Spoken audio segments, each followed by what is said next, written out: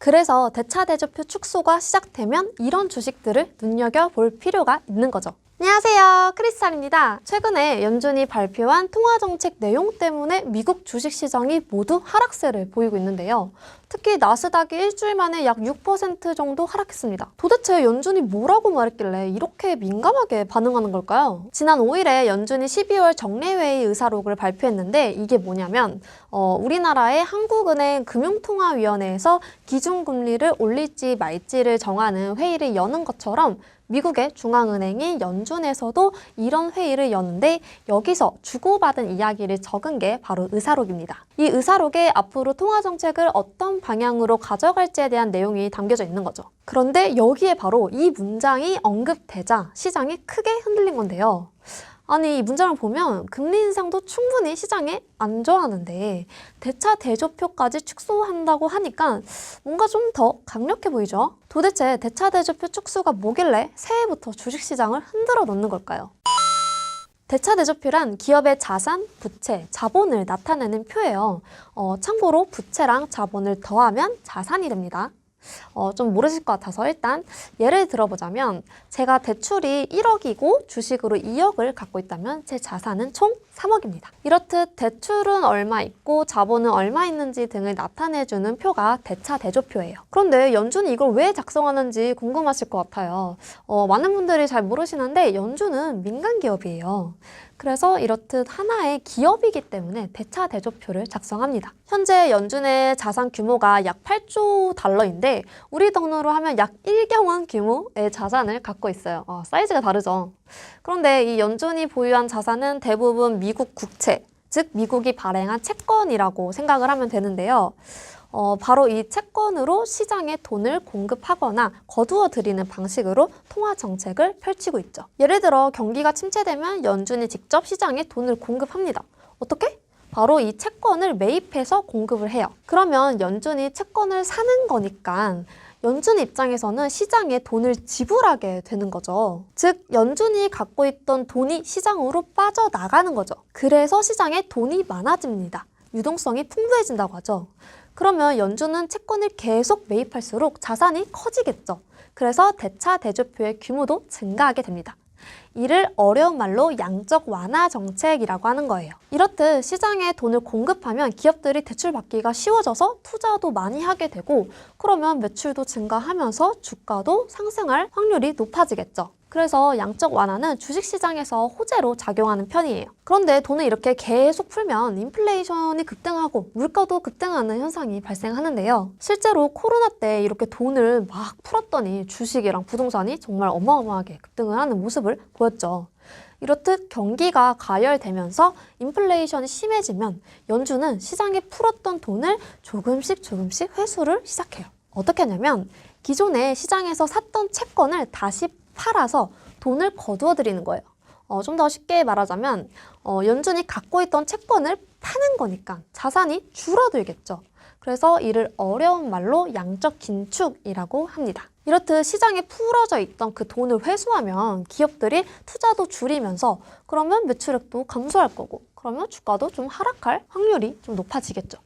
그래서 양적 긴축은 주식시장에서 좀 악재로 작용하는 편이에요.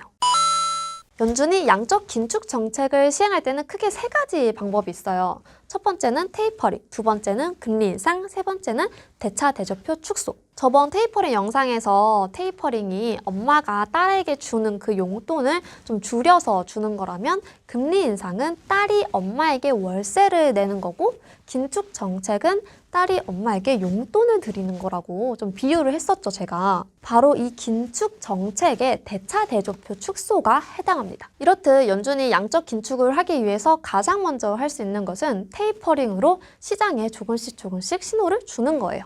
우리 이제 곧 양적 긴축 시작할 건데 겁먹지 말라고 일단 자산 매입은 좀 계속 할 거야.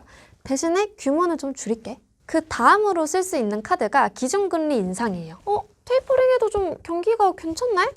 그러면 심심한데 기준금리나 좀 올려볼까? 네, 이렇게 하면 대출 금리도 올라가니까 시장에서는 대출금을 좀 빨리 갖고 싶어지겠죠. 그러면 시장으로 풀렸던 돈이 점점 중앙은행으로 흡수가 됩니다. 즉 시장에 풀린 유동성을 간접적으로 줄이는 거죠. 그 다음으로 마지막 카드는 대차대조표 축소예요. 금리 인상을 해도 멀쩡하네? 그러면 이제 진짜로 풀었던 돈을 회수해볼게. 우리가 샀던 채권을 다시 시장에 팔아볼까? 따라서 테이퍼링은 돈은 풀긴 풀되 그 양을 줄이는 거라면 대차대조표 축소는 아예 돈을 거두어들이는 정책입니다. 자, 그래서 우리가 궁금한 건 이 대차대조표 축소를 하면 주식시장은 어떻게 될지가 궁금한 거잖아요. 지금 언론에서는 금방이라도 주식시장이 망할 것처럼 말을 하는데 이게 정말 사실인지 팩트체크를 해보기 위해서 제가 과거 사례를 좀 가져와 봤어요. 먼저 미국 주식시장을 보면 S&P 500 지수와 나스닥 지수 모두 오히려 대차대조표 축소가 시작되면서 오르기 시작했다는 점에서는 똑같은데 S&P 500 지수는 2018년부터 대차대조표 축소가 끝나는 그 시점까지 약간 그 박스권 흐름을 보인 반면 나스닥은 계속해서 상승하는 흐름을 보였습니다. 왜 그랬냐를 좀 생각해보면 양적 긴축을 하면 연준이 달러를 회수하는 거잖아요. 그러면 이제 다른 상대국에는 달러가 적어지겠죠. 그러면 좀 상대적으로 달러가 귀해집니다. 따라서 달러 가치가 올라가게 되면서 돈이 미국으로 몰리게 되는 거죠. 즉, 달러 패권 때문이라고 볼 수 있어요. 물론 미국 경기가 좋았던 것도 있어요. 반면에 국내 주식시장을 좀 보면 과거 대차대조표 축소 기간 때 코스피, 코스닥 모두 정말 큰 폭의 하락세를 좀 보였어요. 그래서 지금 언론에서 엄청 무서운 기사들을 좀 내보내는 게 아닐까 해요. 왜냐면 과거에 하락했었으니까. 이렇듯 미국과 한국 주식시장이 정말 너무나도 다른 흐름을 보이는데요. 따라서 이 양적 긴축 때문에 국내 주식시장이 하락했다고 100% 단정 짓기는 어렵다고 볼 수 있어요. 그리고 만약 그 양적 긴축 때문에 주가가 무너진 거라면 대차대조표를 시작하자마자 하락을 했었어야 되는데 코스피 지수를 보면 2017년 10월에서 2018년 1월까지 오히려 상승하는 모습을 보였어요. 자, 그러면 뭐 때문에 이렇게 미국과 국내 주식시장의 차이가 발생한 걸까요? 바로 2018년부터 시작된 트럼프의 미중 무역 전쟁 때문입니다. 수출로 먹고 사는 우리나라의 경제교역 대국인 1, 2위인 두 나라가 무역 갖고 싸우니까 무역으로 먹고 사는 우리나라는 직격탄을 맞을 수밖에 없었던 거죠. 따라서 바이든이 무역전쟁을 선포하지 않는 이상 양적 긴축이 국내 주식시장에 악재로 작용해서 하락을 하더라도 과거만큼 그런 엄청 큰 폭으로 하락하기는 힘들지 않을까 하는 생각이 듭니다. 하지만 양적 긴축이 결코 주식시장의 호재는 아니기 때문에 결국 국내 기업들의 실적이 이 양적 긴축을 버텨낼 만큼 잘 나와주냐에 따라 달라질 수 있겠죠. 올해 국내 주식시장에 상장된 기업들의 실적 전망치를 보면 영업이익은 지난해 대비 약 8.3% 정도 증가할 전망이라고 하는데요. 그런데 순이익은 2.7% 감소할 것으로 전망하고 있어요. 그리고 증권가에서 올해 실적을 가장 긍정적으로 보는 업종은 조선, 여행, 레저 업종으로 보고 있다는 점도 좀 눈여겨볼 필요가 있네요. 그리고 제가 이 자료조사를 좀 하면서 좀 눈에 들어왔던 거는 기준금리 인상과 양적 긴축 기간이 겹치는 2017년 10월부터 2018년 11월에 그때 미국 시장이 오히려 상승세를 보였다는 점이에요. 이게 뭘 의미하냐면 주식시장이 가장 싫어하는 금리 인상과 양적 긴축이 두 개가 동시에 진행되어도 경기가 좋고 기업들이 실적을 잘 내면 그런 거랑 상관없이 주식시장이 올라갈 수 있다고 해석할 수 있어요. 이런 점에서 대차대조표 축소는 경기가 정말 좋지 않으면 시행할 수 없다는 점을 좀 다시 한번 생각해 볼 필요가 있는 거죠. 그리고 두 번째는 대차대조표 축소의 속도입니다. 지난 5일에 연준 의사록 그 FOMC 위원들이 발표한 걸 보면 대차대조표 축소 속도가 좀 예전보다 좀 빨라지는 게 적절하다라는 그런 표현을 썼었어요. 즉, 양적 긴축을 하는 속도가 빠르고 급격하게 이뤄질 가능성이 있다는 거죠. 과거에도 2008년 금융위기를 좀 극복하기 위해서 시작한 양적 완화를 좀 시작했었죠. 근데 이걸 정상화하는 지금처럼 양적 긴축을 2017년 말에 시작을 했었거든요. 즉, 과거에는 양적 완화에서 양적 긴축으로 가는데 10년이 걸렸어요. 근데 지금은 거의 2년 만에 양적 긴축을 시작하는 거잖아요. 그래서 시장에서는 좀 악재로 받아들일 수밖에 없는 거죠. 따라서 앞으로 금리 인상과 이 대차대조표 속도를 좀 지켜보면서 시장을 살펴볼 필요가 있습니다. 자, 그래서 진짜 중요한 건 이 양적 긴축 시기에는 도대체 뭘 사야 되는지 이게 제일 궁금하시잖아요. 이 부분은 워런 버핏의 명언으로 좀 요약을 할 수 있을 것 같아요. 물이 빠지면 누가 발가벗고 수영을 하고 있었는지 알 수 있다. 여기서 물은 거품을 의미하는데요.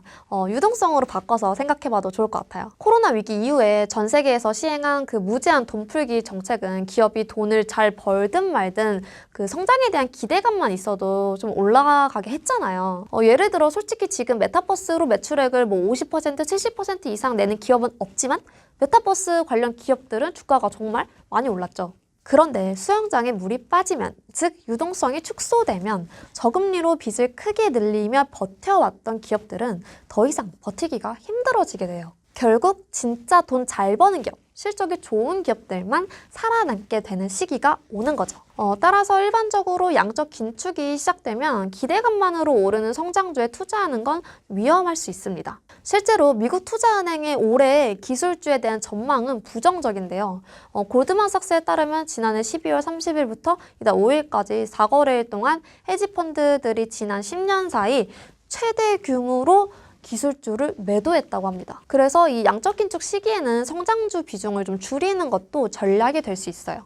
그런데 그 돈을 잘 벌거나 현금이 많은 성장주는 좀 다르게 볼 필요가 있겠죠. 따라서 돈은 잘 버는데 긴축이라는 그 이슈 때문에 일시적으로 주가가 떨어진 성장주는 오히려 주춤할 기회가 올 수도 있습니다.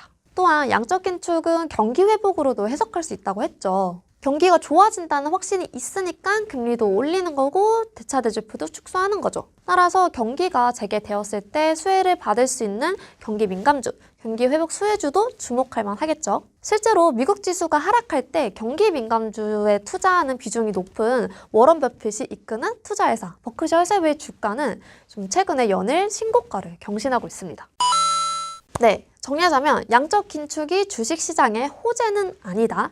그래서 하락세가 이루어질 수는 있는데 특히 성장주에는 좀 부담이 되지만 하지만 케이스 바이 케이스다. 따라서 좀 현재 성장주에 좀 투자를 하고 있다면 금리 인상과 대차대주표 축소 그 기간이 확정이 되었을 때 그 기간 동안 실적이 어느 정도 기대되는지 좀 반드시 체크를 하면서 투자할 필요가 있습니다. 또한 긴축은 경기가 좋아야 시행할 수 있는 정책이라는 점에서 경기 회복 관련 수혜주나 경기 민감주를 좀 주목할 만하다. 그리고 일시적으로 긴축 때문에 주가가 떨어지기도 하겠지만 결국 실적 좋은 주식은 올라가게 되어 있다는 게 결론입니다. 지금까지 크리스탈이었습니다. 다음 영상으로 만나요. 안녕!